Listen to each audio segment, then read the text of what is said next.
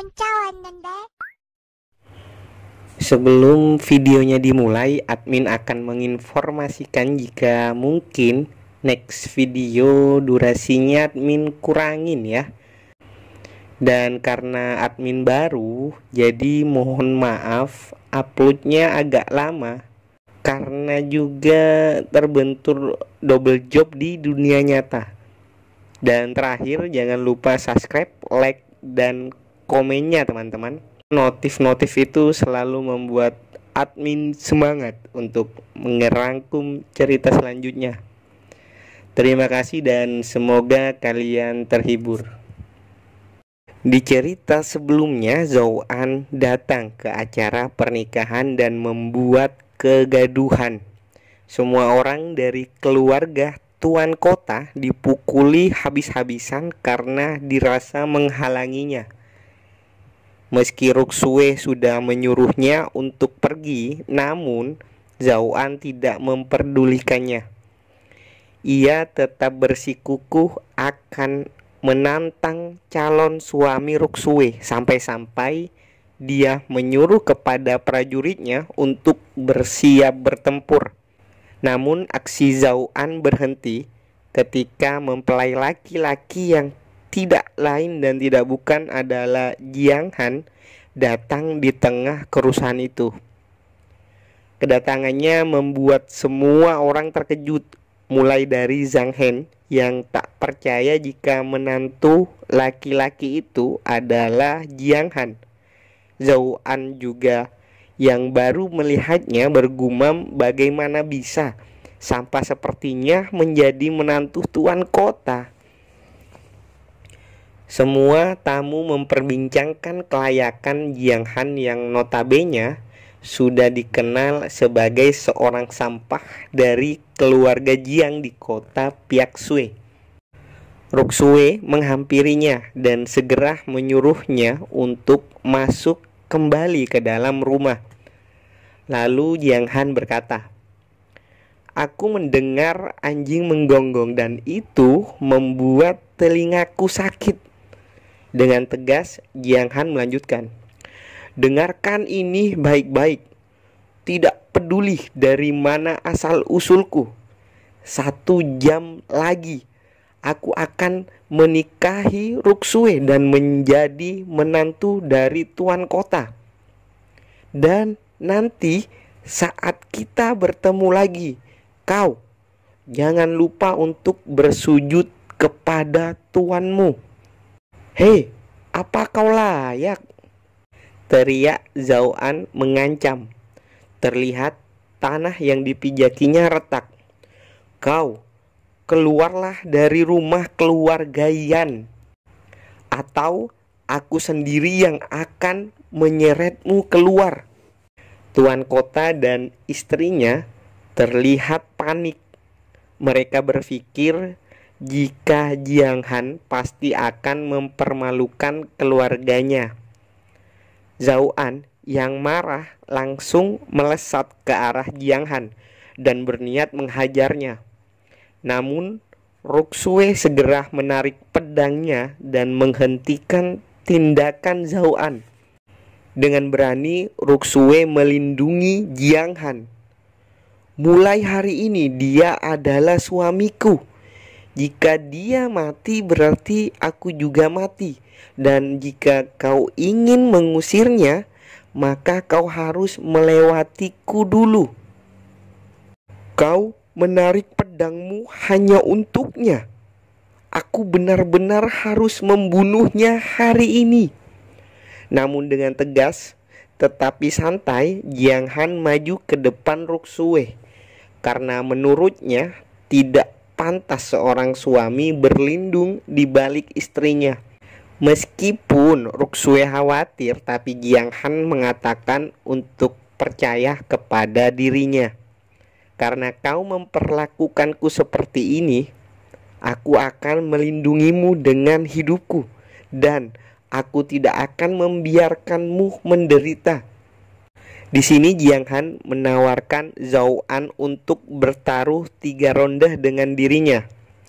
Pertama, bertaruh dengan uang. Kedua, bertaruh pada burung, dan ketiga, bertaruh pada kehidupan. Dengan ekspresi psikopatnya, Jiang Han berkata, "Bagaimana Komandan Zhao An? Apa kau berani?" Ruxue tampak berusaha percaya kepada Jiang Han, namun tidak dengan ayah dan ibunya yang terlihat khawatir. Dikarenakan Jiang Han yang menawarkan taruhan, dia membiarkan Zhao An untuk bertaruh pada apa yang paling Zhao An kuasai. Orang-orang pun mulai meremehkan Jiang Han.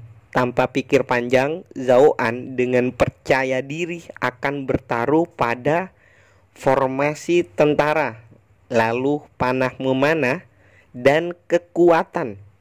Zhang Hen dan Fu Yue tersenyum licik. Mereka yakin jika Zhao An sudah dipastikan menang karena ia sudah berada di barak lebih dari 10 tahun.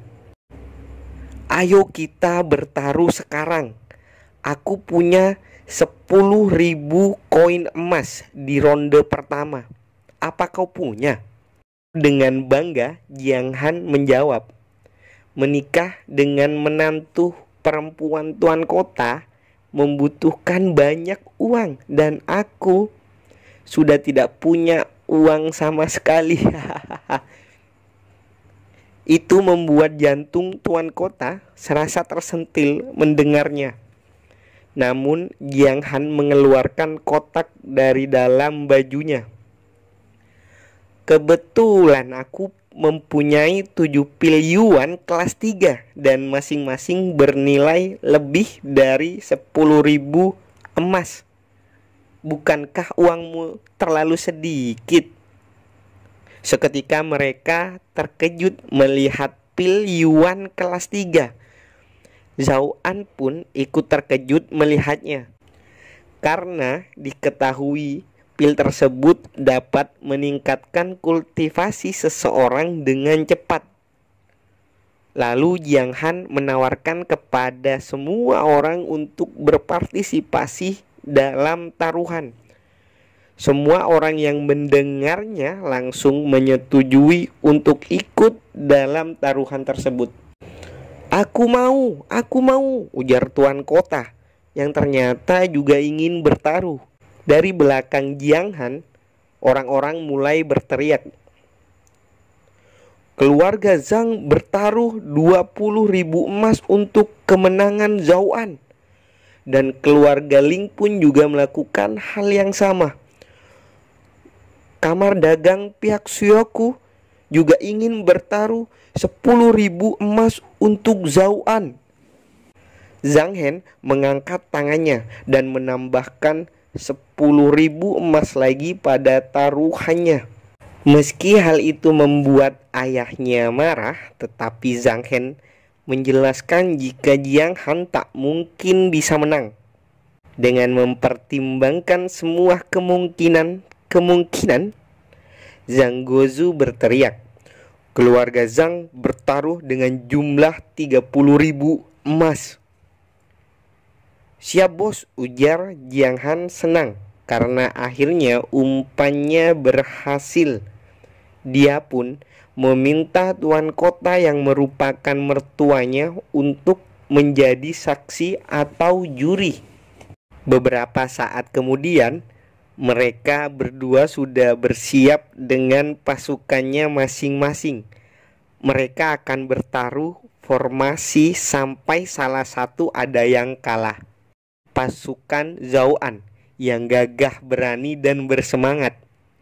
Sedangkan di sisi lain diperlihatkan pasukan Jiang Han yang lesu dan tampak kurang menjanjikan. Diketahui pasukan Jiang Han ia dapatkan dari meminjam pada tuan kota. Di sini Ruxue bertanya apa yang terjadi kepada pasukan Jiang Han. Ayahnya dengan pesimis mengatakan jika itu merupakan pasukan terbaik yang dimilikinya saat ini. Zhang Guozu dan Li Qianyuan yang mengetahui perbedaan level pasukan Jiang Han terlihat sudah percaya diri. Mereka yakin akan memenangkan taruhan dan mendapatkan pilihan. Tuan kota yang mendengarkannya langsung berteriak kepada Jiang Han, "Jangan sampai pilihan kelas 3 yang berharga itu diberikan kepada musuh secara gratis." Beberapa saat kemudian, dengan aba-aba dari tuan kota, pertandingan pun segera dimulai. "Serang!" teriak Zhao Han memerintahkan pasukannya untuk menyerang dengan formasi yang telah dipersiapkan. Formasi ini disebut formasi ular yang panjang. Tuan kota hanya bisa terkejut melihatnya. Berbeda dengan yang lain yang senang akan formasi tersebut. Formasi ini sangat kuat dan bisa menembus baju besi lawan dalam waktu singkat. Melihat formasi itu, Jiang Han tersenyum. Dia sangat senang. Lalu dia berteriak, "Persiapkan perisai!" Dengan segera pasukannya membentuk formasi dan bersiap untuk menahan serangan. Bentrokan pun terjadi. Satu persatu pasukan Jiang Han menerima serangan dari pasukan Zhao An.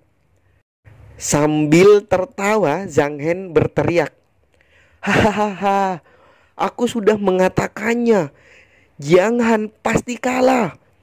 Formasi ular panjang adalah formasi yang sangat kuat. Apa-apaan formasi milik Jiang Han itu, hahaha." Di sisi lain, tuan kota tampak sudah pasrah dan menyuruh Ruxue untuk tidak menontonnya. Namun Ruxue berkata jika ayahnya salah. Perlahan dan pasti ternyata serangan Zhao An belum bisa menembus formasi yang dibuat Jiang Han. Serangan demi serangan terus dan terus dapat diblokir. Zhao An yang baru menyadarinya mulai panik. Dia meneriaki pasukannya untuk terus menyerang. Ruxue pun menyadari formasi milik Jiang Han dan berkata, "Tidak mungkin. Apakah ini 10 formasi yang telah lama hilang itu?" Seketika orang-orang pun juga mulai menyadarinya. Mereka hanya bisa menganga tak percaya. Dan kemudian terlihatlah bentuk formasi Jiang Han yang menyerupai kura-kura. Zhao An marah dan kembali berteriak, "Cepat! Mereka sudah tidak bisa menahannya lagi." Mereka pun tersenyum senang dengan pemikiran yang sama, melihat sebuah celah. Sambil tersenyum licik, Jiang Han tiba-tiba berteriak, "Ganti formasi!" Semua orang kembali terkejut. Seseorang berkata, "Apa ini? Mereka berbaris. Apa Jiang Han juga menggunakan formasi ular panjang?" Namun orang di sebelahnya berkata, "Bukan, itu salah. Itu adalah..." Bersamaan dengan itu, Ruxue yang menonton dari sisi lain berkata, "Tidak mungkin. Ini formasi Yulong. Ini juga salah satu 10 formasi sempurna yang dikenal karena serangannya." Dengan raut wajah meremehkan, Jiang Han berkata, "Ini adalah formasi cacing panjang yang dibuat oleh Zhao Tongling. Akhirnya tidak sia-sia aku membaca seluruh koleksi Istana Lousen bersama Yang Qingcheng saat dulu menjadi budak." Di waktu yang sama, Zhao An hanya bisa terkejut dengan sebuah tombak yang mengarah pada lehernya. Dan pada akhirnya Jiang Han membalikkan keadaan. Semua orang terkejut dengan kejadian itu tanpa terkecuali mertuanya, yang tak menyangka jika Jiang Han mampu membalikkan keadaan. Dengan itu, ronde pertama dimenangkan oleh Jiang Han. Hal itu membuat kedua orang ini ketar-ketir karena jumlah uang yang mereka taruhkan bisa dibilang sama dengan jumlah pengeluaran untuk jatah selama 1 tahun. Zhang Hen pun terkena tamparan manja oleh ayahnya karena dirinya kini keluarga Zhang kehilangan 30.000 emas dalam taruhan tadi.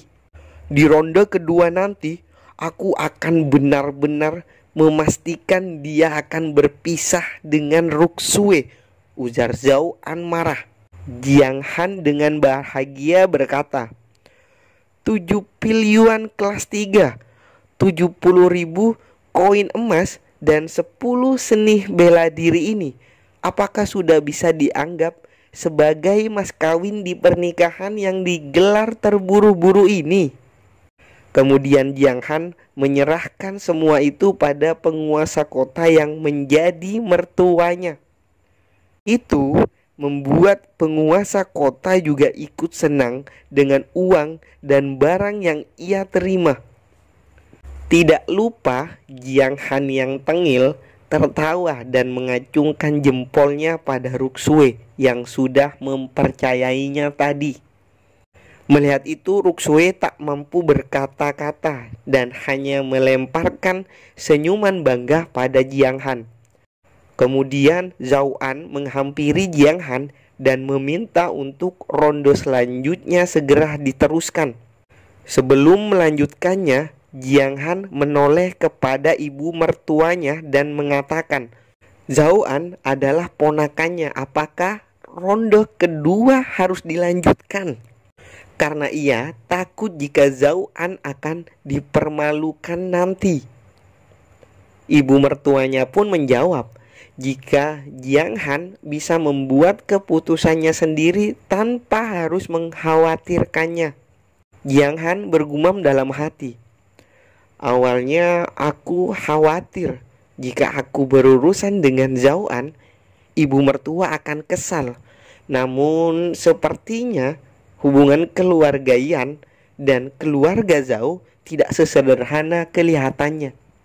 Cukup basa-basinya, teriak Zhao An yang sudah bersiap memulai ronde kedua. Bersamaan dengan itu, orang-orang yang melihatnya terkejut. Diketahui jika senjata yang Zhao An pegang adalah 10 busur silang. Dijelaskan juga jika alam pengumpulan ki di tahap ke-9 belum tentu bisa untuk menggunakan senjata tersebut. Ruksue yang melihat itu tampak terkejut dengan taruhan di ronde kedua. Karena kini Zhao An benar-benar bertaruh pada senjata yang sangat dia kuasai. Dengan percaya diri, Zhao An memamerkan itu pada Jiang Han dan secara perlahan menoleh ke arah Jiang Han. Betapa terkejutnya dia mengetahui ternyata Jiang Han sedang bersantai sambil memakan sebuah apel di tangannya. Beberapa saat kemudian, 2 orang prajurit mengangkat sebuah batu besar. Kemudian batu besar itu dilemparkan ke atas. Dengan kekuatan di lengannya, Zhao An menarik busur panah dan bersiap. Sebuah tembakan melesat dengan cepat. Lalu, boom! Tembakan itu tepat sasaran sehingga membuat batu besar tadi hancur berantakan. Dengan itu, semua orang memuji Zhao An yang mampu menembakkan panahnya pada target yang bergerak dan menghancurkan sebuah batu besar sampai menjadi potongan-potongan kecil hanya dengan 1 anak panah saja. Dengan tawa sombong, dia melihat ke arah Jiang Han dengan maksud pamer. Namun hal konyol kembali terjadi. Dengan muka tidak bersalahnya, Jiang Han berkata, Kalau hanya seperti itu, aku berani menyebut diriku sendiri sebagai master pemanah, karena aku mampu menembak dan membuat targetnya hamil. Sontak pernyataan itu membuat semua orang tersendak kaget. Begitu juga dengan mertuanya. Ruksue yang mendengarnya hanya bisa batuk dan wajahnya memerah. Sambil melemparkan busurnya ke arah Jiang Han, Zhao An berkata, "Sekarang berhenti berbicara omong kosong. Jika kau tidak bisa membuktikannya, aku akan membuatmu mati dengan menyedihkan."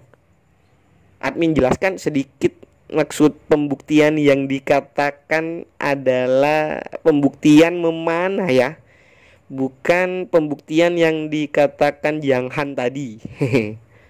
Jiang Han terlihat bersusah payah menangkap busur tersebut. Orang-orang pun mulai meremehkannya. Namun ternyata itu hanya akting saja. Ia malah keasikan dengan kualitas busur tersebut yang terbuat dari cula badak berdarah gila, dan tali busurnya dibuat dengan urat badak yang sama. Kedua orang ini tertawa melihat tingkah Jiang Han. Mereka menganggap jika Jiang Han tidak akan mampu bahkan menarik busurnya saja. Di hadapan mereka berdua dan semua orang, Jiang Han mengatakan jika dirinya bukan tidak berani menarik busurnya, akan tetapi ia khawatir busurnya akan patah jika ditariknya. Di sini Zhao An dan Zhang Hen malah mengatakan jika mereka akan berlutut dan memanggil Jiang Han kakek jika berhasil melakukannya. Tanpa basa-basi, Jiang Han segera menarik busurnya dengan tersenyum santai. Tiba-tiba sesuatu terjadi.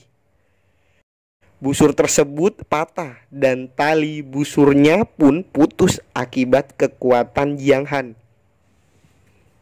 Sambil menggoda istrinya, Jiang Han berkata, "Sayang, kita akan memiliki 2 cucu sebelum menikah. Apakah itu membuatmu senang?" Di sini kedua orang ini marah dan menuduh Jiang Han melakukan tindakan curang. "Aku tahu jika kalian tidak akan mengakuinya. Jika begitu, aku akan membuka mata kalian." Lalu Jiang Han berteriak, "Ayo, bawakan aku busur 15."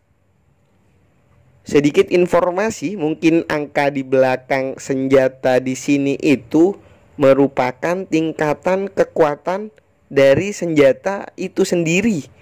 Jika sebelumnya busur 10 yang patah, kali ini Jiang Han meminta dibawakan busur 15 yang kekuatannya 5 tingkat di atas busur sebelumnya. Tak beberapa lama terlihat 4 orang pria yang dengan susah payah membawa busur 15. Dijelaskan jika busur ini terbuat dari batu tianglong yang sangat keras. Tali busurnya terbuat dari urat raja ular yaspis. Dan sudah bertahun-tahun lamanya tidak ada orang yang bisa menggunakan busur tersebut.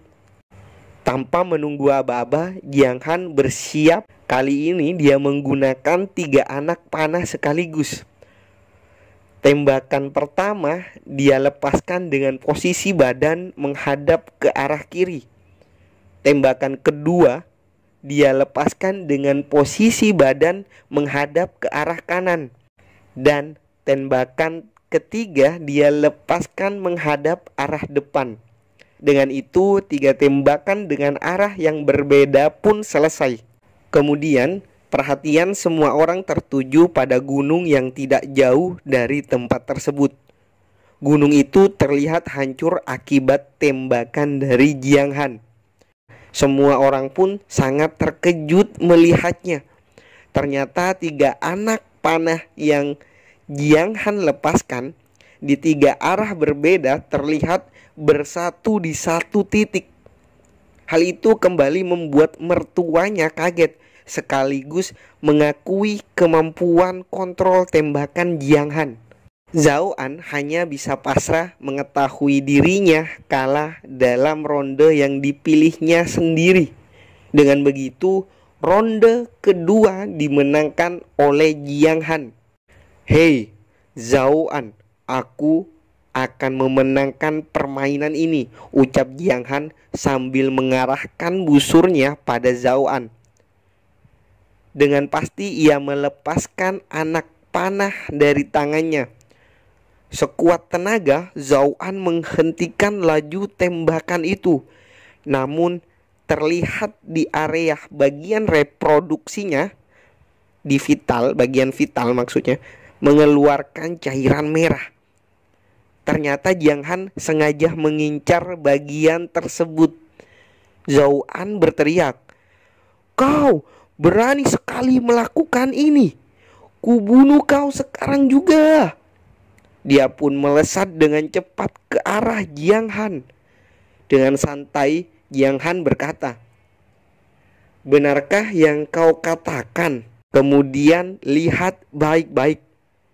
Mereka pun beradu kekuatan.